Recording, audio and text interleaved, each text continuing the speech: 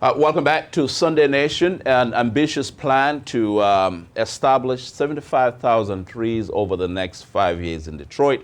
Leading this effort is the Greening of Detroit, and here is the president, Lionel Bradford, joining us. Thank you so much for being here. Thank you for having me, Bankole. You know, I saw this announcement recently about this tree planting effort in the city of Detroit, and I want to talk about it in the context of not only the planting, that's what's going to take, what it's going to take, but also the question of equity. Before we get to equity, just give us an overview of what this tree planting project is about. 75,000 over 5 years. That's a lot. Yeah, it's a lot of trees. And, the Greening of Detroit, we've been around for 33 years now, providing our services to the city and to the residents. We planted over 135,000 trees throughout that time since our inception. And so about 6 years ago, we started working on this initiative with several partners, American Forest being a key partner, the Forest Service, DTE, the city of Detroit, you name it. And so everything has kind of come to fruition, so to speak. So now we're looking at planting 75,000 trees over the next 5 years and training and employing over 300 Detroiters throughout this process. And so that's where we are right now. That's it's not only an ambitious project, but it's a significant undertaking, though, right? Oh yes, definitely. It's going to take a lot to do. Just to put it into perspective, the Greening of Detroit, we plant about anywhere from 2,000 to 3,000 trees a year. We're going to build our capacity to plant about 5,000 a year, so doubling what we normally do. We've done this before. We've planted 5,000 trees before, and I can tell you it's huge. It's a lot of work, a lot of coordination, a lot of logistics, and we're going to have to build capacity to do so. How significant is it for Greening of Detroit under your leadership to anchor this, to be one of the key anchors of this project? Well, I mean, it's very important. Number one, I mean, this is what we've been doing. I mean, this is our model that we built over the years in terms of tree planting. But not only that, the workforce development component of this, training adults who have barriers to employment. And so these are our models. And so we'll be using our models. And I like to tell people it's our models on steroids, so to speak. And so we're going to build capacity to do that. It's very important that we lead those efforts because we're the experts at doing this, at planting trees, at doing workforce development in this arena. And so we look forward to it. So the workforce aspect of it, you would be getting. What would you be doing? Let's open the anatomy of that. What would that require? What would that look like in terms of who would you be recruiting to do this? Okay, well, we have what's an adult training program called Detroit Conservation Corps. We've been training adults with barriers to employment for about since 2010. Since then, we've trained about 1,000 Detroiters with barriers to employment. And proud to say we have an 86% job placement rate. And so here are some folks that are coming to the program looking for a second chance. 65% of these folks are returning citizens. And so we're putting them through a 6-week training program. They get credentials throughout the program. And then we're working with employers on the back end to make sure that there's viable employment on the back end in the green job industry.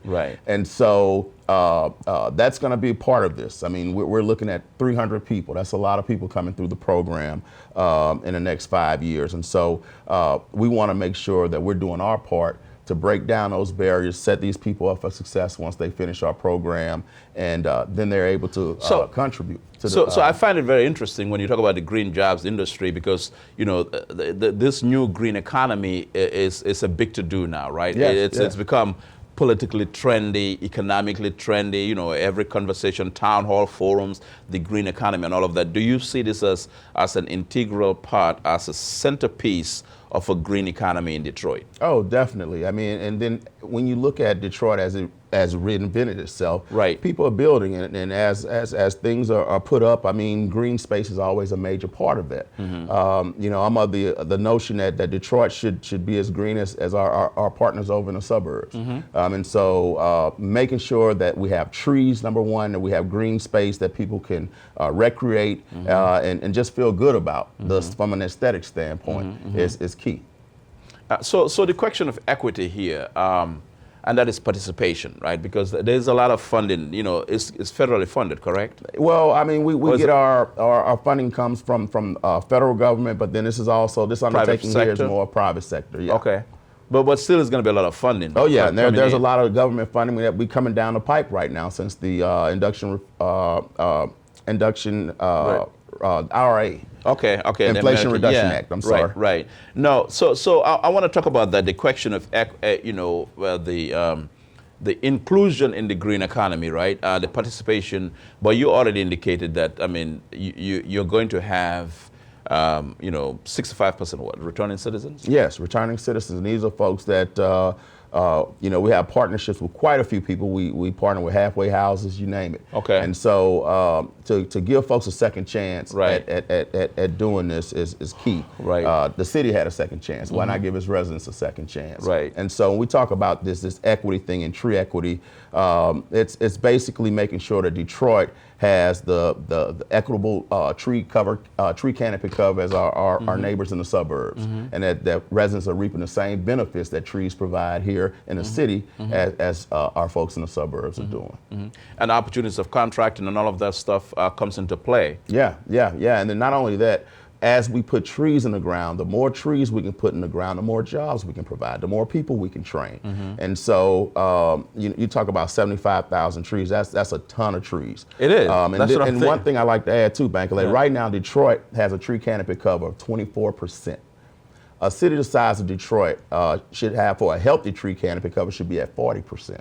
And so that's 16%. So that's the moral case. Exactly. And this goes back to the late Wangari Maathai, the Kenyan Nobel Peace Prize winner, first black woman to receive the Nobel Peace Prize from Africa. She got it because she was very big on forestation. I mean, planting trees and all of that stuff, because she's been making the case about the morality of saving the environment. Exactly. Which is what you're saying here. Exactly. And not just, I mean, I look at it from an environmental standpoint, of course, but also the social impact and the economic impact that we can make by creating jobs. Right. We also have a youth employment program. We employ anywhere from 50 to 100 youth every summer, and these kids come out and maintain our trees, but that's a job.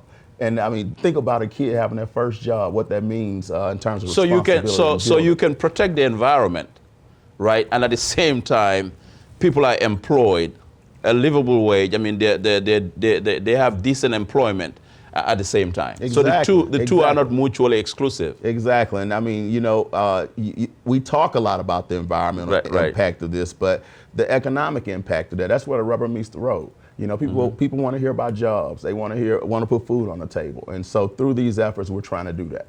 Yeah. It's amazing though. But I mean, so where do you think this is going to place Detroit in the national conversation around green economy here and protecting the environment? That's a great question, Bankole, and because we're piloting this in Detroit. I mean, Detroit is a lot of eyes are on us right now. And so if we get this right, this could be a national model where I can see Baltimore and all these other cities looking to do something like this in terms of tree equity. And so we're really doubling down on this. I think we've got a lot of steam behind it right now. And from our standpoint, we're out in the community right now, making sure that we're talking to residents about trees, we're educating residents, and I think that's where that's the most important part of this, because we don't want to just impose our will on folks. We want to be invited into communities. We want community residents to be a part of what we do. Hear what their concerns are. Exactly. Yeah. It's because too many times we do have proposals are unveiled from on high, and it doesn't have the buy-in from the community. Exactly. People come in thinking that they know what's good for you and what food you like. Exactly. Based on their own taste, not based on your own taste. Exactly. And I'm a realist. I mean, trees are not top of mind for everyone. Yeah, people are looking to this is not the kind of conversation everybody will have. Exactly. But we all know the environmental benefits of trees and what that means. Take flooding, for example. One single tree can absorb over 100 gallons of storm water a day. And so if we're able to plant enough trees that can absorb that type of storm water and keep that water from going into the system, that could help with flooding. And so we really doubled down and planted trees on a large scale basis in some of the most flood prone areas in Detroit. And so that's just one example of what this can do. So this is very interesting analysis you just made. So we can tell areas that have the propensity to flood.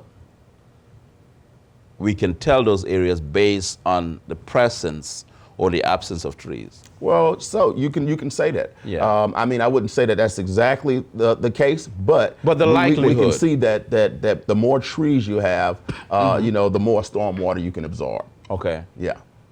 That's interesting. So I want to talk about the partnerships that you have formed with companies. You said like what? You have the American DTE Energy. DTE is a huge partner. Jerry Narcia has been great in terms of trying to get the word out about this. The chairman and CEO of DTE. Yeah, definitely. And American Forest is a national partner. And American Forest is at the helm of this initiative. On a national level. We've been working with them for years, and so we're their local partner here. To push the initiative, to get the work done, so to speak. Right. But also the city of Detroit. Right. We couldn't do this without the mayor's seal of approval, and he signed off on it. Brad Dick and General Services is behind this, and you know, really helping to push. Planning is behind it, and so you know, we're working. So do you see this as a model, as a public-private partnership model here? If this becomes a success? Exactly. I mean, it's public-private model. The tree planting model, the workforce development model. I mean, we can do it nationwide. Yeah. On the partnership though, because you know we've seen in the past where you know there's partnership on an idea and so forth, and somewhere down the line, not to say that would happen in this case, but just want to put it on the record. Somewhere down the line, sometimes you know the partners may say, well, we want to change, we want to go a different direction. Yeah. Well, I mean that could very well happen. Yeah. I mean, but at the end of the day, the greening of Detroit, as I stated, we've been doing this for 33 years. Yeah. And this work continues. We're still planting trees, and we're still training people aside from this initiative. This is just part of it. And so the organization has been around. We're going to stay true to what we do. Right. And that's the key. Let me ask you another question though, because do you find young people who find a career path out of this? Definitely. As I mentioned, through our going into forestry studies, green environment. Yeah, exactly.